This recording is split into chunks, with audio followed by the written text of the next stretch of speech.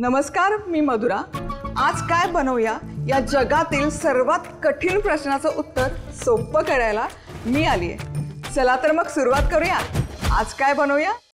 आज आपण कांद्याच्या पातीचे आयते कसे बनवायचे ते बघणार आहोत।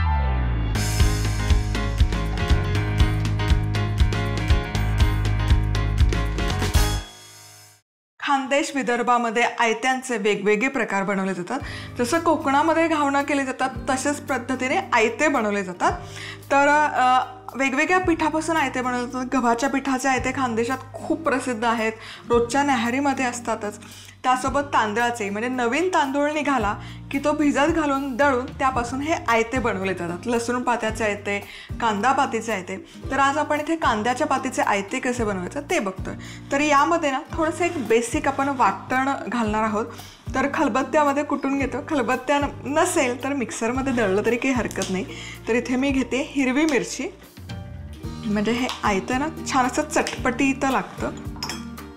2 ते 3 लसूण पाकळ्या, थोडासा ओवा आणि जिरं। आता हे सगळं एकत्र छान ठेचून घेऊया।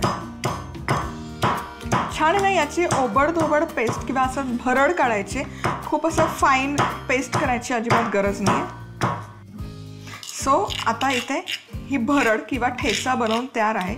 तुम्ही बघू शकाल, मस्त दिसते आणि सुवासही जबरदस्त येतो ताजा ताजा कुटलेल्या या मसाल्यांचा। क्या बात आहे। आणि आता इथे हे आयतं बनवण्यासाठी मी घेतलेलं आहे तांदळाचं पीठ। यामध्ये घालूयात हा जो ठेचा आपण तयार करून घेतला होता, हा सगळा ठेचा, चवीनुसार मीठ आणि कांद्याची पात ही अशी बारीक चिरून घेतलेली। आता हे सगळे जिन्नस मिक्स करूयात।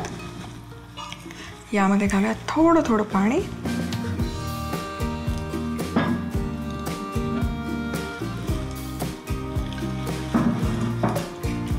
आणि घावणांना बनवतो तसंच अगदी सरसरीत पीठ किंवा बॅटर याचं तयार करून घ्यायचं, म्हणजे छान जाळीदार हे आक्षे किंवा आयते बनवून तयार होतात। तुम्ही बघू शकाल।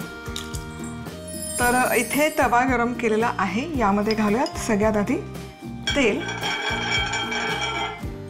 तेलाने छान ग्रीस करूया। आता तेल व्यवस्थित ग्रीस करून झालं की हे जे पीठ आपण तयार करून घेतलेलं आहे, हे पीठ छान असं ढवळून घ्यायचं, कारण तांदळाचं पीठ आहे ते खाली सेटल होतं, त्यामुळे हे सारखं असं एकजीव करून मगच याची घावणं घालून घ्यायची किंवा आयते घालून घ्यायचे या पद्धतीने।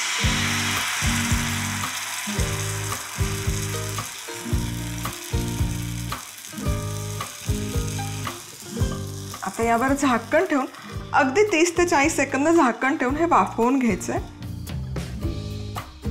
30 सेकंद झाले की झाकण काढून हे शिजवून घेऊया।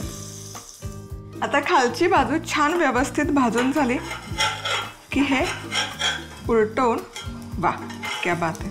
तुम्ही बघू शकाल खूप छान अशी जाळी आलेली आहे याला आणि दिसतंय पण भन्नाट। आता हे वरची बाजू पण छान खरपूस भाजून घेऊया। आणि आता हे पण खालच्या बाजूने छान झालेलं आहे। आता हे काढूयात आणि कायम आहे ना, आयतं घावन दिरडं काहीही करा, लगेच तुम्ही खाणार नसाल तर असं जाळीवर ठेवायचं। जाळीवर ठेवल्यामुळे काय होतं ना, त्यामध्ये हवा बाहेर यायला मदत होते आणि त्याला घाम सुटत नाही त्या पदार्थाला। तुम्ही सँडविच करा, काही करा, शक्यतो जाळीवर ठेवायचं। जर लगेच नसाल खात, लगेच खात असाल तर अर्थातच चटणी घ्यायची आणि गरमागरम खाऊन घ्यायचं। कांदा पात आयते करण्यासाठी लागणारं साहित्य: 3 ते 4 हिरव्या मिरच्या, 2 ते 3 लसूण पाकळ्या, अर्धा चमचा ओवा, अर्धा चमचा जिरं, 1 कप तांदळाचं पीठ, चवीनुसार मीठ, बारीक चिरलेली कांद्याची पात, तेल, पाणी। हिरव्या मिरच्या, लसूण, ओवा, जिरं एकत्र ठेचून याचं वाटण करायचं। आता तांदळाच्या पिठात आपण तयार केलेलं वाटण, चवीप्रमाणे मीठ आणि कांदा पात घालून हे जिन्नस एकत्र मिसळायचे आणि आता पाणी घालून याचं सरसरीत पीठ तयार करायचं। गरम तवा तेलाने ग्रीस करायचा आणि यावर आयते घालायचे आणि अशा पद्धतीने दोन्ही बाजूंनी खमंग खरपूस भाजून घ्यायचे। झाले आपले कांद्याची पात घातलेले आयते तयार। आज आपण जाणार आहोत मराठवाड्यामध्ये, लातूरमध्ये. आणि लातूरचं फेमस असं स्ट्रीट फूड आज आपण बघतोय, ज्याचं नाव आहे उपमा फ्राय.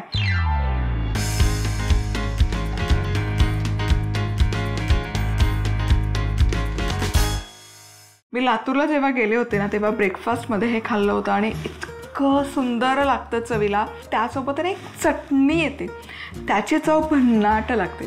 तर आपण पहिले ती चटणी बनवूयात आणि मग उपमा फ्राय बनवूयात. सो चटणी बनवण्यासाठी थोडीशी मेहनत घ्यावी लागते. तर मी काय केलं, शेंगदाणे पाण्यामध्ये भिजवून घेतले. शेंगदाणे पाण्यात भिजवून झाले की त्याची टरफलं काढून घ्यायची. टरफल काढण्याची स्टेप अगदी ऑप्शनल आहे, तुम्हाला नसतील टरफल काढायची नका काढू, पण मग चटणी छान पांढरी शुभ्र होते टरफल काढली की. सो मी इथे ही कच्च्या शेंगदाण्याची टरफलं काढून घेतलेली आहेत. आता हे भिजवलेले आणि टरफल काढलेले शेंगदाणे घालूयात मिक्सरच्या भांड्यामध्ये. आता यामध्ये घालूयात हिरवी मिरची, आल्याचे 1 ते 2 तुकडे आणि मीठ. तर झाकण लावूयात आणि पाणी न घालता आधी याची पेस्ट करूयात.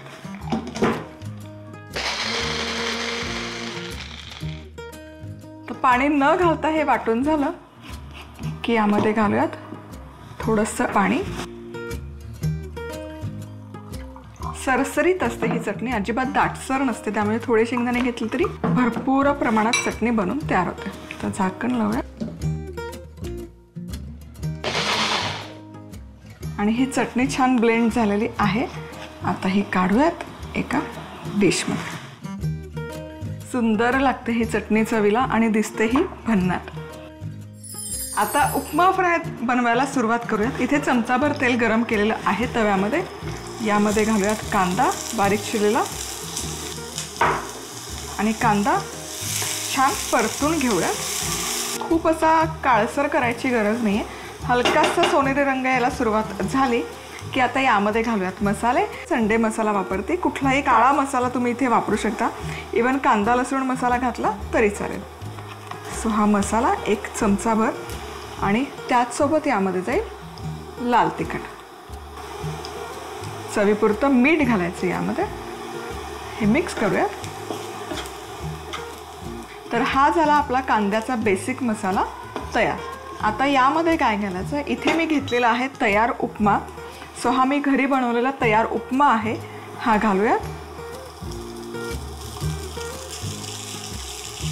हा उपमा करूयात यामध्ये मिक्स. यामध्ये घालूयात बारीक चिरलेली कोथिंबीर.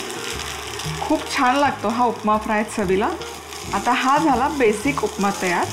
आता हा आहे ना तव्याच्या एकदम एक बाजूला काढून घेऊयात. इथे थोडासा मी उपमा घेते बाजूला. यामध्ये घालते थोडंसं पाणी.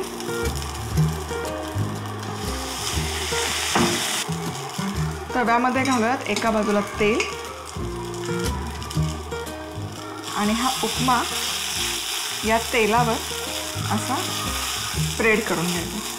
हा उपमा हलकासा पातळ करून घेतला की स्प्रेड करून घ्यायचा. बेसिकली आपल्याला याची खरड करून घ्यायची. आणि हे बघा, हे छान असं एकसारखं चमच्याने मी स्प्रेड करून घेतलेलं आहे.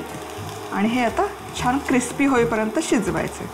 असा हा छान एक लेअर आला पाहिजे. ही खरड छान शिजली की ही हलक्या हाताने डोशासारखी काढून घ्यायची. वा, तुम्ही बघू शकाल मस्त अशी कुरकुरीतही निघते. आणि हे करूयात फोल्ड.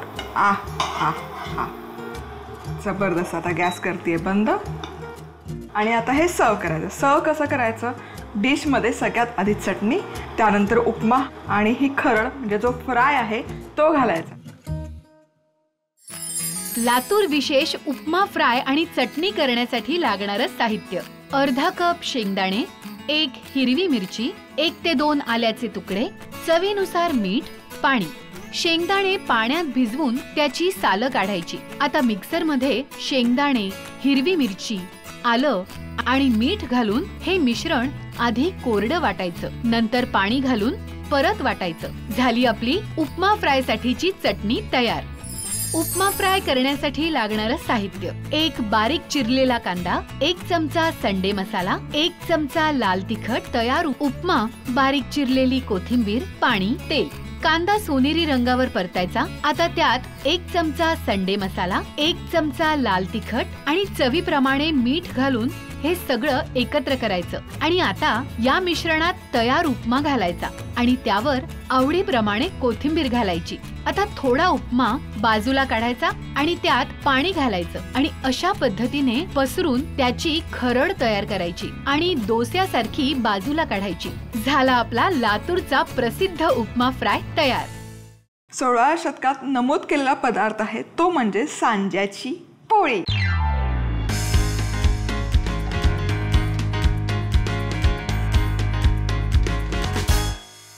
तर सगळ्यात आधी सांज्याची पोळी बनवण्यासाठी कणिक मळून घेऊयात.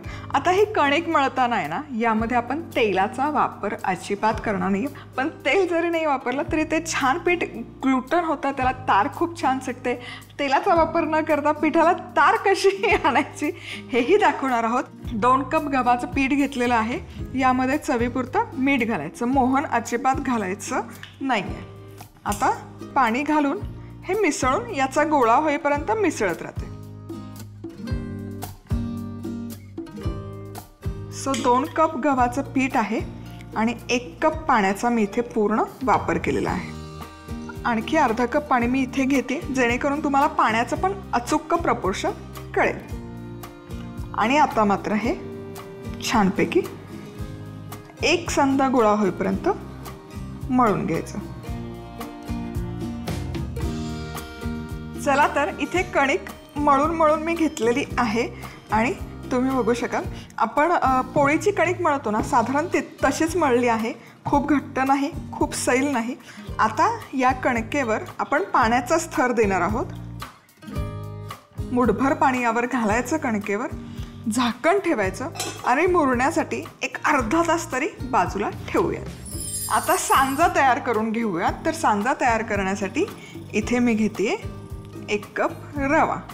बारीक रवा शक्यतो वापरा आणि तूप न घालताच हा रवा आहे ना आपण भाजून घेणार आहोत. हलकासा सोनेरी रंग यायला सुरुवात झालेली आहे. आता रवा आपण साईडला ठेवूयात, थंड करून घ्यायचा.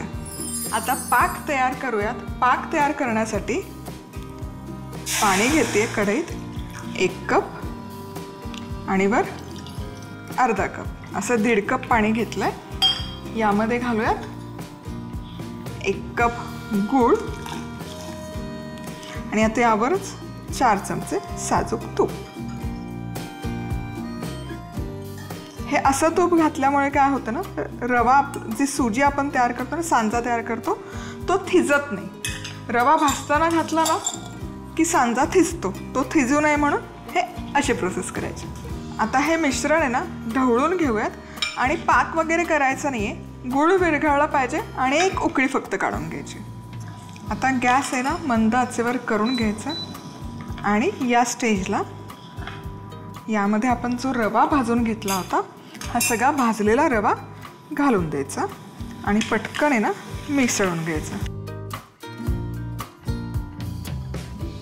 आत्ता हे मिश्रण सैलसर दिसतंय, पण हे शिजेल आणि छान असं दाटसर होईल. बघा लगेच शिजायला आळायला सुरुवात झालेली आहे. अजिबात ढवळायचं थांबायचं नाही आहे. तुम्ही बघू शकाल हा सांजा आहे ना किंवा हा शिरा छान असा कणकेसारखा झालेला आहे, एक संध झालेला आहे. आता गॅस बंद करायचा. यापुढे अजिबात शिजवत बसायचं नाही आहे, कारण मग खूप मोकळा मोकळा होईल. आपल्याला हा छान असा मऊसूतच हवा.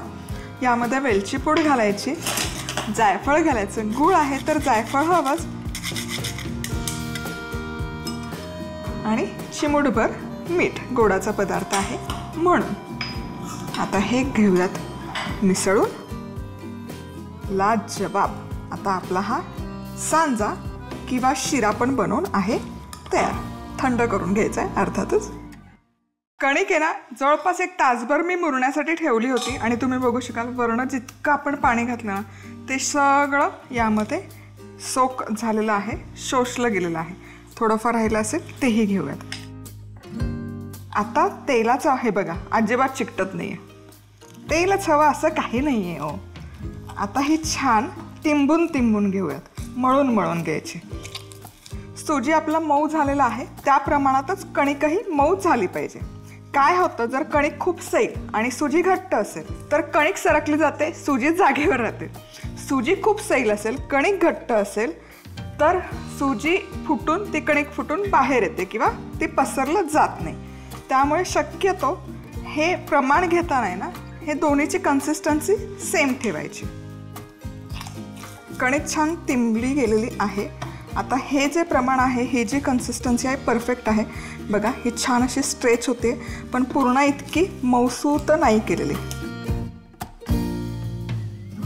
छान अशी आहे ना, इलॅस्टिक आहे बघा. जिथे तुम्ही फिरवाल तिथे ही अशी फिरली जाते.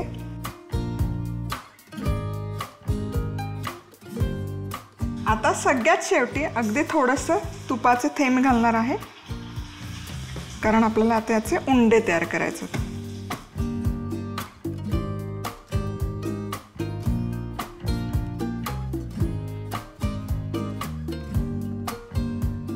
आपले कणकेचे गोळे बनवून तयार आहेत. आता सांजा हा आहे, हाही तयार आहे. हाही एकदा आहे ना छान असा एकजीव करून घेऊयात, मळून घेऊयात. थंड झाला आहे पूर्ण. सो या प्रमाणात 12 सांजुराच्या पोळ्या बनवून छान तयार होतात. तर जितकी कणिक आहे त्याच्यापेक्षा थोड्या मोठ्या आकारात ना हा गोळा घ्यायचा. सो असे हे गोळे मी तयार करून घेते एकसारख्या आकाराचे. कणकेचे गोळे बनवून तयार आहेत. तुम्ही बघू शकाल काय ग्लेज आलेला आहे आणि आपण तुपाचा किंवा तेलाचा अजिबात वापर केलेला नाही आहे. आता काय करायचं, याचा आहे ना हलका हलका हलका असा उंडा तयार करायचा. मध्यभागी बघा, मध्यभागी असं जाडसरच आहे, फक्त कडेनेच मी हा उंडा पसरवून घेते. ठीक आहे. आता हा छान असा पसरवून घेतला की हा सांजा यामध्ये ठेवायचा. आता हलक्या हाताने ही बाजूची कणिक अशी वर आणत आणत यायचं. अजिबात चिकटत नाही आहे, तुम्ही बघू शकाल. फक्त पाण्यावर मळलेली कणिक आहे ही. आता पीठ लावायचं गव्हाचं हातावर आणि हलकीशी हातावर आधी थापून घ्यायची, म्हणजे सांजा आहे ना छान असा भाकरीसारखे थापायचे, सांजा पसरला जातो.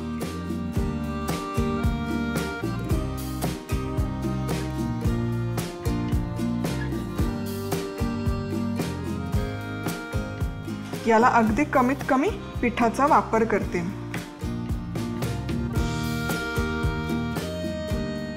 पाहू शकाल अशी कडेपर्यंत, कोपऱ्यापर्यंत हा सांजा पसरला गेलाय पोळीच्या.